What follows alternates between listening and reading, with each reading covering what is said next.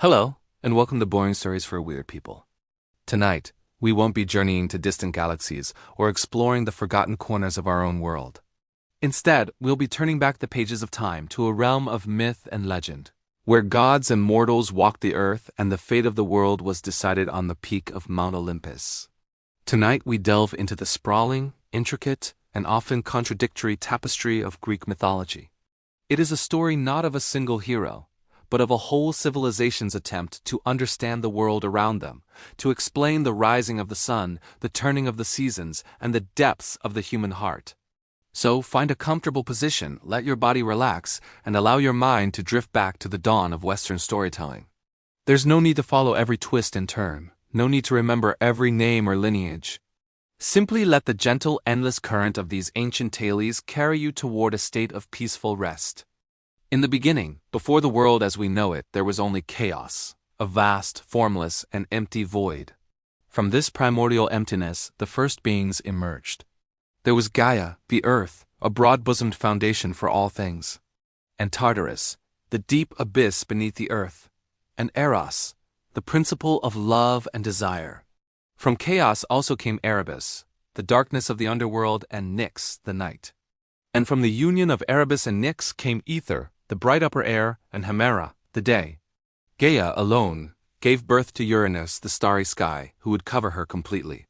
She also brought forth the Aurea, the mountains, and Pontus, the barren sea. Gaia then took her son, Uranus, as her husband, and together they populated the nascent world.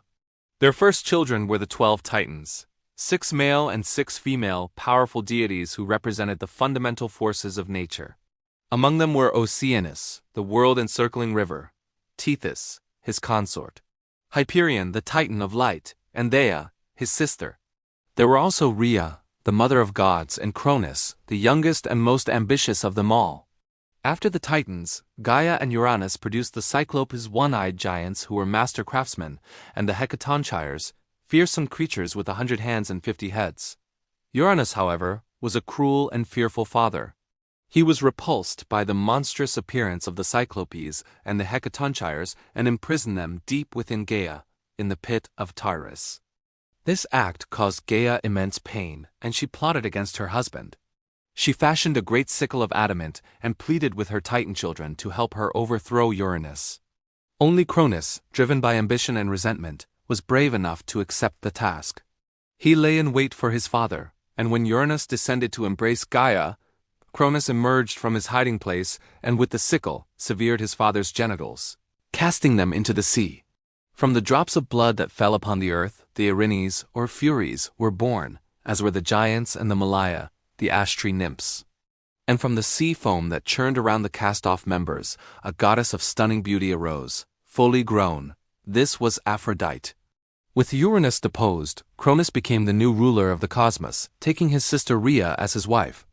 The age of the Titans had begun. But Cronus was no less paranoid than his father. He had been warned by a prophecy from his parents that he too would be overthrown by one of his own children. To prevent this, Cronus devised a chilling solution. As Rhea gave birth to each of their children, he would swallow them whole. One by one, Hestia, Demeter, Hera, Hades, and Poseidon were consumed by their father, imprisoned within his belly. Rhea was heartbroken. As she prepared to give birth to her 6th child, she sought the counsel of her parents, Gaia and Uranus. They helped her formulate a plan. Rhea traveled to the island of Crete, and in a hidden cave on Mount Ida, she gave birth to her youngest son, Zeus. She then wrapped a large stone in swaddling clothes and presented it to Cronus, who without suspicion promptly swallowed it. Zeus was raised in secret on Crete, nursed by the goat Amalthea and guarded by the Curetes, warrior spirits who would clash their spears and shields to drown out the sound of the baby's cries. When Zeus reached adulthood, he was ready to challenge his father. Aided by the Titaness Metis, he tricked Cronus into drinking a potion that caused him to regurgitate his captive children, now fully grown. The stone was vomited up first, followed by Poseidon, Hades, Hera, Demeter, and Hestia. United, the 6 siblings declared war on Cronus and the other Titans who supported him. This conflict, known as the Titanomachi, raged for 10 long years. The younger gods fought from Mount Olympus, while the Titans fought from Mount Othrys. The war was at a stalemate until Zeus, on the advice of Gaia, freed the Cyclopes and the Hecatonchires from Tartarus. In gratitude, the Cyclopes forged magnificent weapons for the gods: a thunderbolt for Zeus, a trident for Poseidon, and a helmet of invisibility for Hades.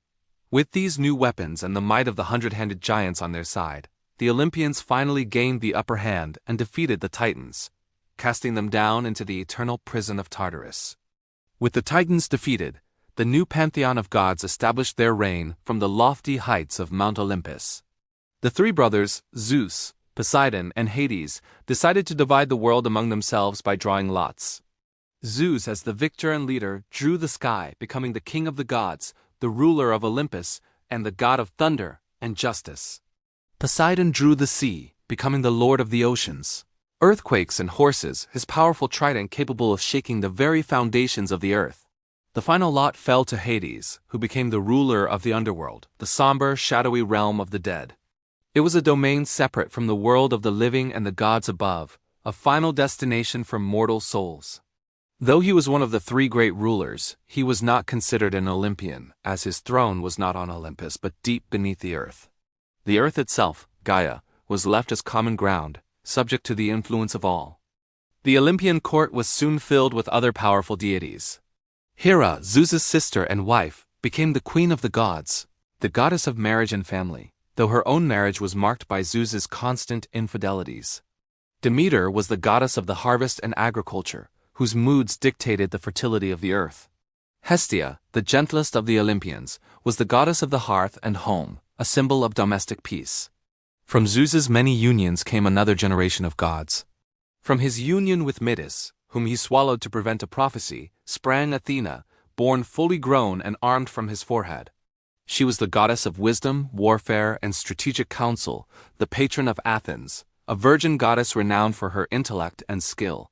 From his affair with the Titaness Leto came the twins Apollo and Artemis. Apollo was the god of music, poetry, prophecy, and the sun, while his sister Artemis was the goddess of the hunt, the moon, and the wilderness. Aphrodite, born from the sea foam, was the goddess of love, beauty, and desire, a figure of irresistible charm and power. Ares, the son of Zeus and Hera, was the god of war, representing the brutal, chaotic aspects of battle.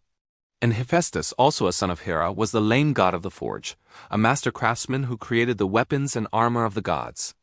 The age of the Olympians was also the age of heroes, a time when the divine and mortal worlds were deeply intertwined.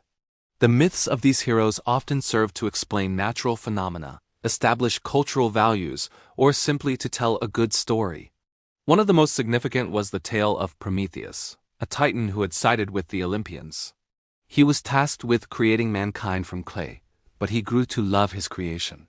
Seeing humanity shivering in the cold and darkness, Prometheus defied Zeus and stole fire from the heavens, bringing it down to earth as a gift. For this transgression, Zeus enacted a terrible punishment.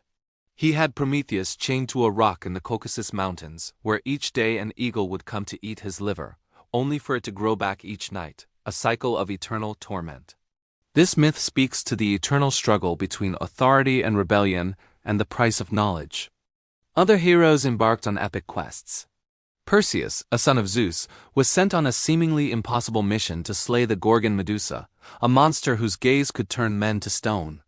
Aided by gifts from the gods' winged sandals from Hermes, a reflective shield from Athena, and a helmet of invisibility from Hades, Perseus succeeded, beheading the monster and using her head as a weapon on his journey home. Then there was Hercules, or Heracles, another son of Zeus renowned for his superhuman strength. Driven mad by Hera, he tragically killed his own family. As penance, he was forced to perform 12 seemingly impossible labors, from slaying the Nemean lion to capturing Cerberus, the three-headed hound of the underworld. His story is one of immense suffering, perseverance, and eventual redemption, as he was ultimately granted immortality and a place on Mount Olympus. The most famous of all Greek tales is perhaps the Trojan War, an epic conflict that pitted a coalition of Greek kingdoms against the city of Troy. The war began, as legend has it, with a divine beauty contest and the abduction of Helen, the wife of the Spartan king Menelaus, by the Trojan prince Paris.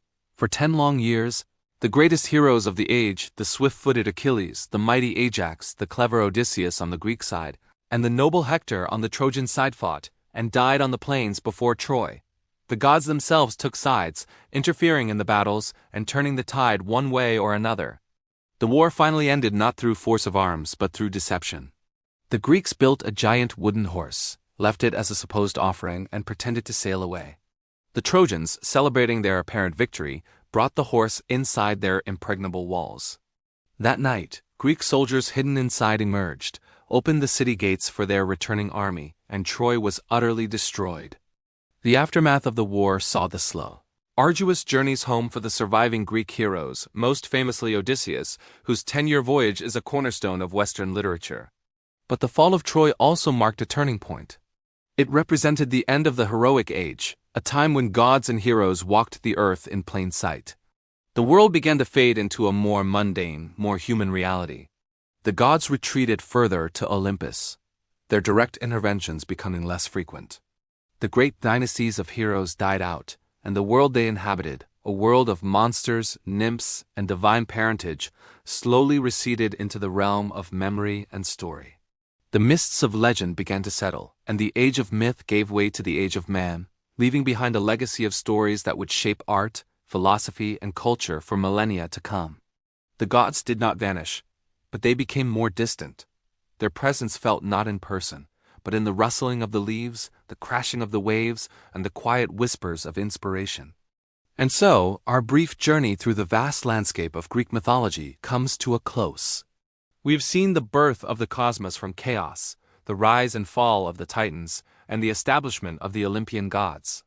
We have touched upon the tales of clever heroes and tragic wars, and witnessed the fading of a mythical age. These stories, in all their complexity, have now been told. There is no need to hold on to them. Let the names of Zeus, Athena, Hercules, and Hector drift away like echoes in a forgotten temple. Allow the images of Mount Olympus and the fields of Troy to dissolve into the quiet darkness.